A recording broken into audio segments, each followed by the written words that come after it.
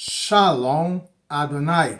Tudo bem com vocês? Tudo na Santa Paz? Estou mais uma vez voltando com esse tema, pois acho que é importantíssimo para a atual conjuntura, em que estamos vendo aí muitos pseudos pastores, ensinadores, instrutores de teologia e trazendo informações repletas de teoria da conspiração.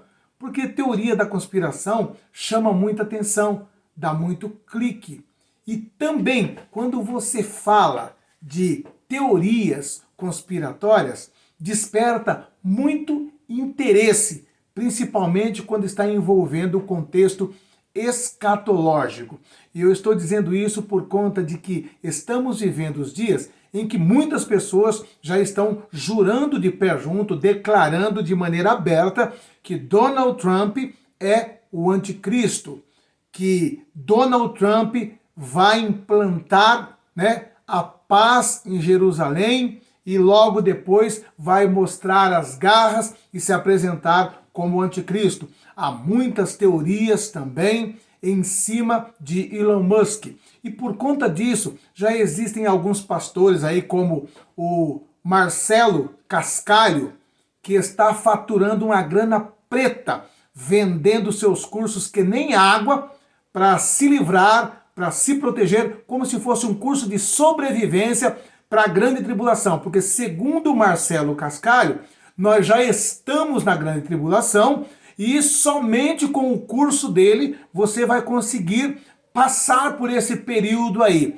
E outros já estão dizendo aí, o anticristo é o Donald Trump, outros é o Elon Musk, porque ele tem uma ligação, tem um vínculo com Nova Era, tem aquela história da babá do Elon Musk, da mãe do Elon Musk, e por aí vai. E eu quero dizer para vocês que esse tipo de teoria da conspiração já havia desde a igreja primitiva. Por exemplo, para a igreja primitiva, o anticristo era Nero. Para outros cristãos de uma época mais recente, o anticristo era o bigodinho lá da Alemanha. Então, a Terra já teve vários anticristos e por muitos tempos a igreja viveu essa ilusão. O anticristo já está aí, daqui a pouco Jesus está voltando e nós temos agora que somente cuidar da área espiritual. E por conta disso, sofreram grandes consequências. E eu já trouxe essa informação, mas vou reforçar mais uma vez, usando da igreja de Jerusalém. Sim, a igreja dos apóstolos. Eles tinham também esse entendimento, que Jesus voltaria, arrebataria a igreja já naquele tempo, que a maioria deles nem sequer morreriam e que veriam a volta de Jesus. Eles criam piamente dessa forma. E quando começou a perseguição então aos cristãos, depois veio uma fome enorme lá também, e na Judéia principalmente, juntaram todos esses fatores e disseram, pronto, já está aí entrando a grande tribulação, é só aguardar mais um pouquinho aí que Jesus vai voltar. E entraram dentro dessa teoria de conspiração e isso trouxe um transtorno enorme para a igreja primitiva. A igreja de Jerusalém ficou com um bando de crentes passando fome por conta dessa linha de raciocínio e dessas teorias de conspiração. E eu vou usar como base, para começar a minha prédica aqui, Atos dos Apóstolos, capítulo 4, do versículo 32 ao 37, para você saber o que estava acontecendo na igreja lá em Jerusalém, que aparentemente era algo bom, era algo interessante, e que na realidade não era algo bom, era algo que traria transtorno e dor de cabeça para os pastores da igreja em Jerusalém.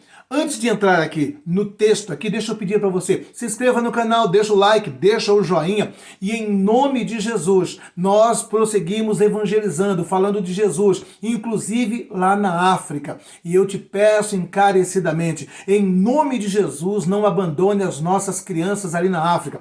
Alimentamos centenas de crianças em parceria com você, que tem ofertado, que tem contribuído. Então, em nome de Jesus, aqui abaixo na descrição desse vídeo, tem os dados necessários para você que gostaria de deixar a sua oferta para o nosso projeto missionário lá em Moçambique. No final desse conteúdo, eu te apresento um pouquinho do trabalho que realizamos ali em Moçambique, amém? Então vamos lá, Atos dos Apóstolos, capítulo 4, do versículo 32 ao 37, para você ver o princípio do que aconteceu e que levou muitos à teoria da conspiração de que já estavam ali a um passo do arrebatamento da igreja, já estavam praticamente entrando dentro da grande tribulação e já vai fazer 2000 anos isso, não aconteceu o arrebatamento da igreja e nem entraram em grande tribulação e nem Nero era o anticristo. Vamos lá então. A comunidade de bens entre os primeiros cristãos. Então vamos lá. Isso aqui está se referindo aos primeiros cristãos ali na igreja de Jerusalém, onde começou a igreja, né? E era o coração e a alma da multidão dos que criam. E ninguém dizia que coisa alguma do que possuía era sua própria, mas todas as coisas lhes eram comuns. Ou seja, implementaram dentro da igreja cristã primitiva o comunismo. É literalmente isso, o comunismo. Nós vamos dividir tudo, vai ficar tudo igualado, tudo nivelado. Então já começa a ver por aqui que o comunismo não presta, não vale nada, porque muitas pessoas usam isso aqui para dizer que o cristianismo ele é comunista, que Jesus era comunista, que ele pregava a distribuição de bens, o nivelamento da sociedade. E ele nunca pregou isso porque ele mesmo diz, olha, o pobre vocês sempre terão entre vós. Então, mais uma vez, reforçando aqui o verso 32.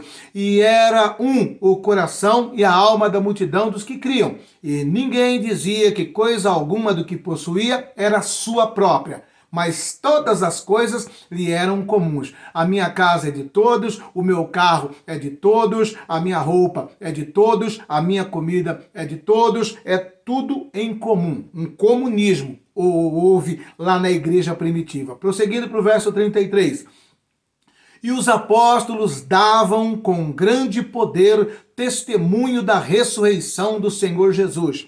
E em todos eles haviam abundante graça. E além de testemunhar, a ressurreição de Jesus, é claro que eles também diziam, olha, ele ressuscitou, esteve aqui entre nós por um espaço de 40 dias, foi visto por mais de 500 pessoas, e ele falou diante de todos nós que ele voltaria, ele estaria em breve retornando. Verso de número 34. Não havia, pois, entre eles, necessitado algum, porque todos os que possuíam herdades ou casas, vendendo-as, traziam o preço do que fora vendido e o depositavam aos pés dos apóstolos. Então, seria como se fosse aí uma pessoa que, graças a Deus, conseguiu trabalhar, conseguiu conquistar alguns bens, patrimônios, ele tem a sua casa, tem mais umas 2 casinhas aí que ele aluga, que seria uma renda, que seria como se fosse um complemento da sua aposentadoria. Então o que ele fazia? Eu tenho essas 2 casas aqui que eu conseguia mais, eu vou vender essas 2 casas aqui, porque Jesus já está voltando logo mesmo, e vou entregar tudinho lá na igreja para alimentar todos os pobres, todos os necessitados. E vendia tudo literalmente, e entregava o valor integral na mão dos apóstolos. É o que diz a palavra de Deus. Verso 35. E repartia-se a cada um segundo a necessidade que cada um tinha. E então José, cognominado pelos apóstolos Barnabé, que traduzido é filho da consolação, levita natural de Chipre, possuindo uma herdade, vendeu-a e trouxe o preço e o depósito aos pés dos apóstolos, Então, muitos, talvez até um pouco mais afoito, vendia até a única casa que tinha e chegava lá e levava, embalado por essa febre de que Jesus já estava voltando, que já estavam entrando ali por um período em que era considerado o início da grande tribulação por conta da perseguição de Nero contra todos os cristãos e por aí vai. E dessa maneira, então, entra-se aqui no contexto aquela famigerada história de Ananias e Safira, que dentro desse embalo, dentro dessa teologia comunista, tá, também fez tentou fazer a mesma coisa que Barnabé, né? Só que eles não tinham tanta fé. E ele combinou com a esposa, olha, nós estamos vendendo essa casa aqui por 200 mil reais, mas nós vamos fazer o seguinte, tá? Vai que Jesus não volta, vamos fazer o seguinte, vamos dar um chapéu, vamos guardar 100 mil e vamos levar 100 mil e falar que nós vendemos a casa por 100 mil. A gente deixa guardado aqui 100 mil e fala que vendeu por 100 mil. E dessa forma, tentando enganar, tentando mentir para o Espírito Santo, vão até os apóstolos e chega ali, olha, nós também vamos fazer que nem Barnabé. Barnabé não vendeu a casa dele, a propriedade dele e trouxe tudo aqui. Nós também sentimos no coração, vendemos também a nossa casa e estamos entregando também como Barnabé o valor integral. Aqui está. E aí é feita a pergunta, foi por esse valor, Safira, que vocês venderam a casa? Sim, foi por 100 mil reais, pastor Pedro. Você tem certeza? Foi por 100 mil reais? Sim, foi por 100 mil reais.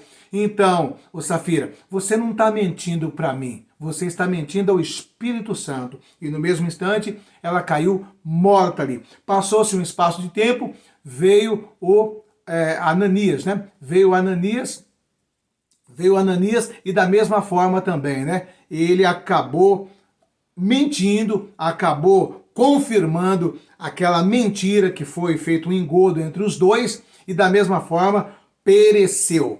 E aí então gerou-se aquele temor na igreja, né? E aí mais ainda as pessoas começaram a contribuir de maneira integral. Mas isso daqui trouxe um prejuízo sem precedentes, porque Jesus não voltou, não entrou os 7 anos da grande tribulação e automaticamente essas pessoas que venderam a sua casa, porque naquela época não tinha aposentadoria, quem tinha 2 propriedades que alugavam a casa ou tinha como uma fonte de renda aquele bem, aquele patrimônio que vendeu e entregou tudo lá como oferta, como dízimo, o que aconteceu? Passou 1 ano, 2 anos, 3 anos, 5 anos, 7 anos. Ué, Jesus não voltou. 10 anos. Ué, Jesus não voltou. 15 anos. Ué, Jesus não voltou. E tudo aquilo que foi vendido e colocado ali e distribuído em comum, o que aconteceu? Acabou. Porque o pessoal estava só naquele ali e entrou numa crise sem precedentes. Porque provavelmente também ajuntou-se um outro fator. Mais ou menos no início do ano 40 da era cristã. Houve também uma fome sem precedentes na Judéia. Aí o que acontece? Os que tinham um pouquinho de condições, venderam tudo que tinha e jogou tudo lá. Os que tinham condições de ter uma boa casa, hoje talvez estavam morando numa casinha simples, porque não precisava estar numa casa boa, razoável, porque Jesus já estava voltando. E dessa forma, tudo que eles tinham foi dividido, foi comido por toda a igreja. No decorrer de todos esses anos, veio a crise, veio a fome, Jesus não voltou, não era a grande tribulação, e eles acabaram entrando numa crise sem precedentes. De forma que a igreja mãe, ela começou a depender das igrejas mais novas, das igrejas que haviam sido fundadas pelo apóstolo Paulo. E aí nós vamos ver lá nas cartas aos Coríntios, o apóstolo Paulo passando em todas essas igrejas novas, mandando carta e pedindo para que eles fizessem um ajuntamento com todos os irmãos, com todas as igrejas, para levantar uma grande coleta, uma grande oferta, para levar para a igreja de Jerusalém, que havia um monte de miserável dentro da igreja de Jerusalém. Estavam passando fome, passando necessidade. Mas como assim? A igreja mãe, a igreja sede, lá na capital, em Jerusalém, passando fome?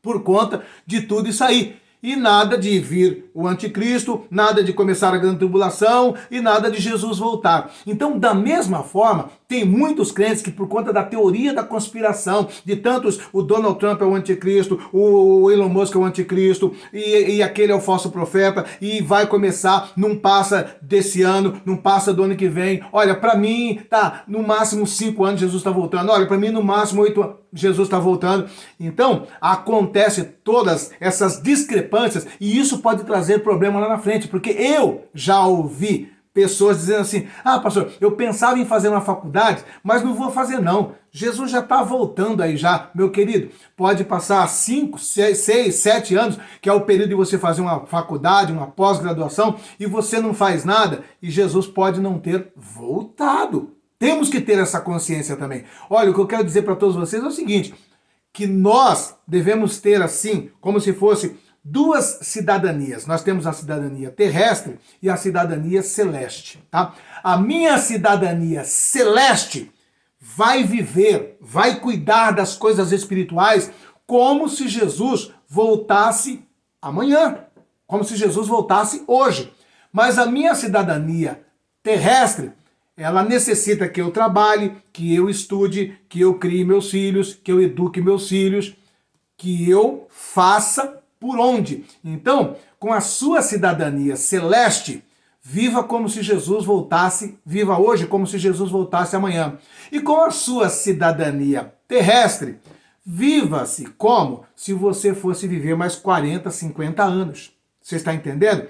Exerça esta prática na tua vida. Não caia no fanatismo de não vou mais estudar, não vou mais trabalhar, não vou batalhar para uma casa própria, não vou batalhar para ter um pouquinho mais de conforto na minha velhice, para complementar a minha aposentadoria, porque Jesus está voltando. Não entre nisso. A igreja de Jerusalém entrou nisso e deu esse problema. E mesmo porque nós precisamos entender que a Bíblia já deixa bem claro, sempre houve vários anticristos. Tá? É dito no livro do Apocalipse do anticristo, aquele que vai estar governando naquele espaço de 7 anos. Mas a Bíblia também fala de vários anticristos que já surgiram naquela época e surgiriam em todo o tempo. E olha só o que diz a palavra de Deus a respeito disso. 1 João, capítulo 2, versículos 18 até o versículo de número 23. Olha o que diz a primeira epístola de João aqui, a respeito dos anticristos. Filhinhos, é já a última hora. Naquela época, 2000 anos atrás, já estava falando isso, né? Ou há 1900 anos atrás, né? Filhinhos, é já a última hora. E, como ouvistes que vem o anticristo, também agora muitos se têm feito anticristos, por onde conhecemos que já é a última hora. Saíram de nós, mas não eram de nós, porque se fossem de nós, ficariam conosco, mas isto é para que se manifestasse que não são todos de nós. Primeiro, o segundo aspecto aqui interessante é o seguinte, que ele diz que todos esses anticristos que surgiram aí, saíram do meio do cristão, saiu de dentro da igreja cristã. Você está entendendo? E é um detalhe bastante interessante, né? Porque muitas pessoas têm dito assim, então, mas o anticristo, eu creio que ele vai ser alguma pessoa que vai ser favorável aos valores cristãos, vai pregar tudo o que Jesus pregou para enganar as pessoas. Se eu concordo, e até aqui mesmo está falando, que os anticristos que surgiram, que não é o anticristo, que eles saíram sim do meio cristão. Por exemplo, né, um anticristo maligno que perverteu grande parte da humanidade se chama Karl Marx. Karl Marx também é um anticristo, você está entendendo? E Karl Marx saiu do meio de nós. Karl Marx era cristão, como João está dizendo aqui. Então, prosseguindo aqui. E vós tendes a unção dos santos e sabei tudo. Não vos escrevi porque não soubesseis a verdade, mas porque a sabeis, e porque nenhuma mentira vem da verdade. Quem é o mentiroso, senão aquele que nega que Jesus Cristo é o Senhor? É o anticristo, e esse mesmo que nega o Pai e o Filho. Qualquer que nega o Pai, o Filho, também não tem o Pai. E aquele que confessa o Filho tem também o Pai. Então é óbvio, o anticristo não vai chegar negando isso, né? Para enganar as pessoas. Lá na metade do período em que ele vai colocar as garras de fora. Então, por conta disso, muitas pessoas falam, o Donald Trump se apresenta como cristão, mas vai saber, né? Então, o que acontece é o seguinte, em suma, o que vocês precisam entender, que no decorrer de toda a história, por vários momentos, por várias circunstâncias, por várias configurações da geopolítica, os cristãos chegaram a pensar: estamos sim diante de um anticristo, estamos sim para entrar na grande tribulação, estamos sim a um passo do arrebatamento da igreja, por conta desses anticristos. Mas estes anticristos são distintos daquele anticristo de Apocalipse que vai governar por 7 anos. Portanto, eu e você temos que ter esse preparo para não cair nesse engodo. Então, guarde agora na sua mente, no seu coração, o exemplo que eu te disse das duas cidadanias, a celeste e a terrestre. Na sua cidadania celeste, cuide bem da sua vida espiritual, leia a Bíblia, ore, consagre, jejue, se santifique. É a sua cidadania celeste. Mas a sua cidadania terrestre não tem que se prender a tempo e falar: não vou trabalhar, não vou estudar, não vou procurar uma fonte de renda para complementar a minha aposentadoria, porque aqui no Brasil, aqui o aposentado, se depender única e exclusivamente da aposentadoria, passa fome, não consegue comprar sequer os remédios que será necessário para a sua velhice. Então, se prepare, se cuide e fuja de pessoas como o Marcelo Cascalho, que está aí vendendo um curso de sobrevivência para o período de 7 anos da tribulação que já começou. E muitos estão acreditando aí que Donald Trump agora, concluindo o acordo de Abraão entre árabes, palestinos e Israel, pronto, ele é o cara mesmo e acabou. E nós podemos nos decepcionar. Então estejamos atentos e vigilantes. Não vamos cair nesse engodo para não entrar nessa situação da igreja de Jerusalém aqui. E amanhã eu quero trazer um conteúdo super importante a respeito do Elon Musk. E o Elon Musk, ele teve um debate com uma grande escritora norte-americana, palestrante, uma grande pregadora da palavra de Deus, inclusive aqui no Brasil, aqui, por muitos anos, ela pregou nos sábados pela manhã, na Bandeirantes, na Rede TV, né? Uma pregadora de primeira categoria, ensinadora, escritora de muitos livros, uma mulher respeitadíssima nos Estados Unidos, teve um debate tremendo com o Elon Musk. E esse debate, o Elon Musk tentou encurralar esta mulher com perguntas tipo: se Deus é onipotente, por que o mal continua prevalecendo na Terra?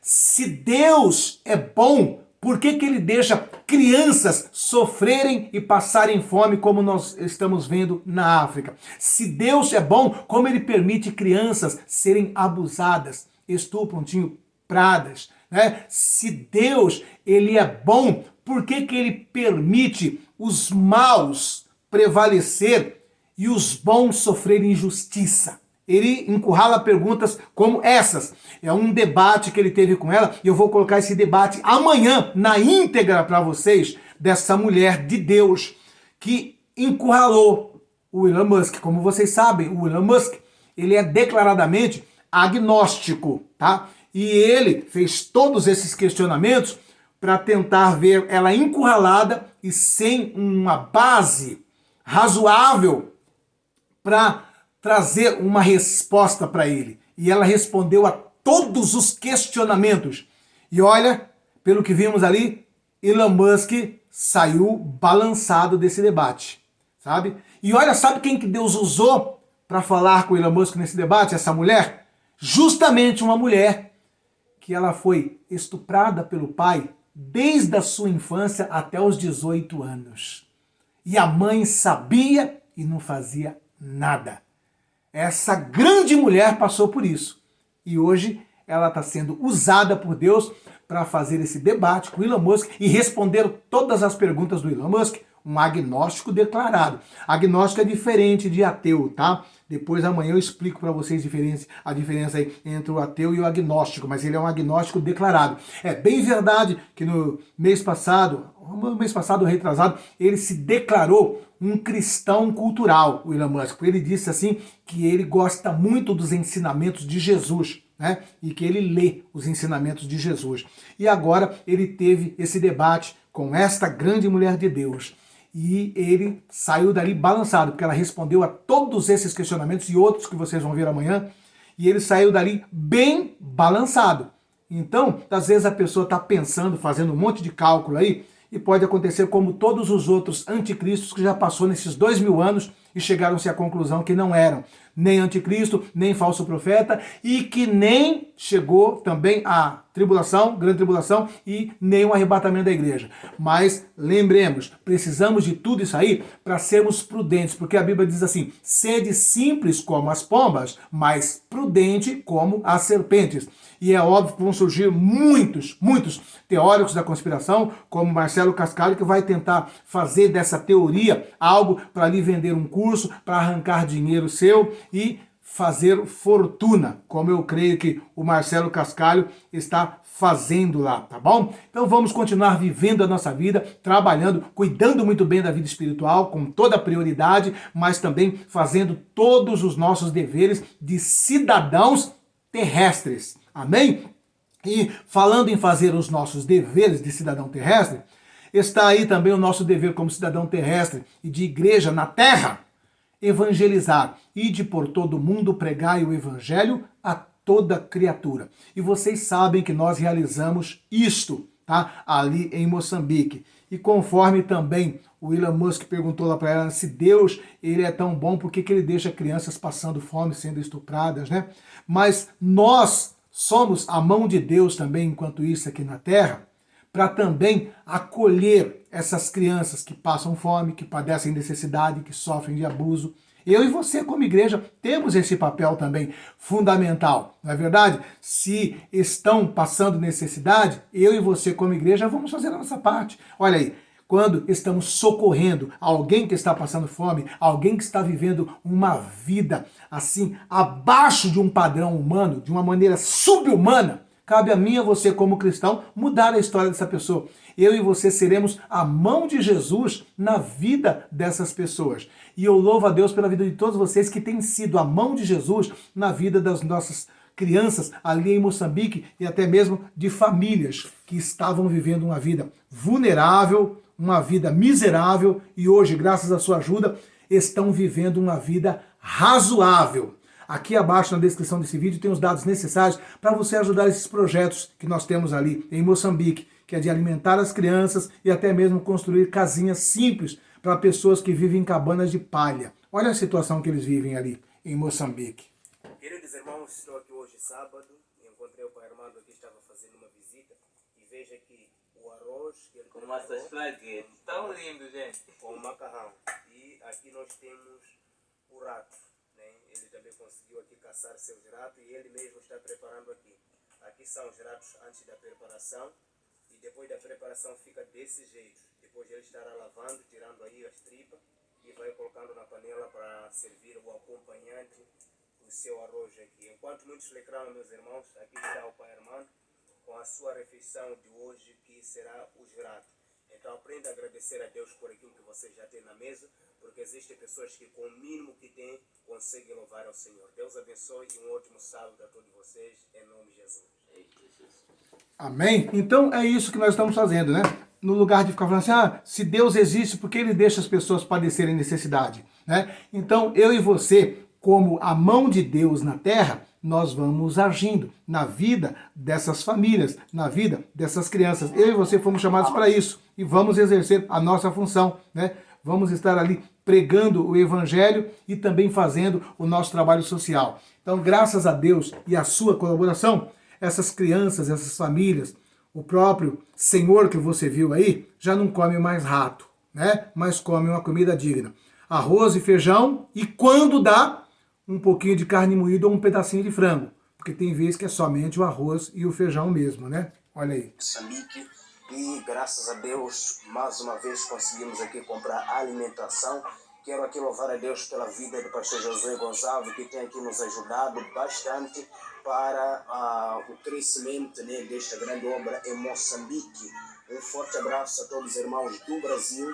E eu quero aqui pedir a todos vocês que têm acompanhado o canal, que têm acompanhado o trabalho através do pastor Josué, que possam fazer parte conosco, contribuindo com a sua oferta. É só entrar em contato aí com o pastor Josué, que estará direcionando aos irmãos como podem fazer parte desta obra.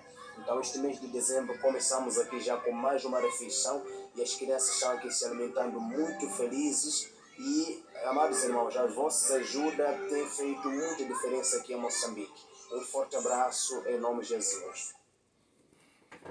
Amém? Então, em nome de Jesus, se o Espírito Santo de Deus tocou em teu coração, aqui abaixo tem os dados necessários, deixa a sua oferta, a sua contribuição, e estamos batendo nessa tecla, porque como temos dito para vocês, o mês de dezembro, muitas vezes as pessoas estão ali ocupadas, né? Eu tenho que comprar roupa, tenho que preparar a ceia de Natal, tenho que preparar aí a ceia da virada do ano e tudo mais, viajar e tudo mais, e acaba se esquecendo de coisas tão fundamentais como essa. Em nome de Jesus, não abandone as nossas crianças, em especial pelo mês de dezembro, que gera muita correria, e também pelo fato de eles estarem vivendo uma guerra civil. E a crise aumentou lá de uma forma grandiosa, de uma forma sem precedentes.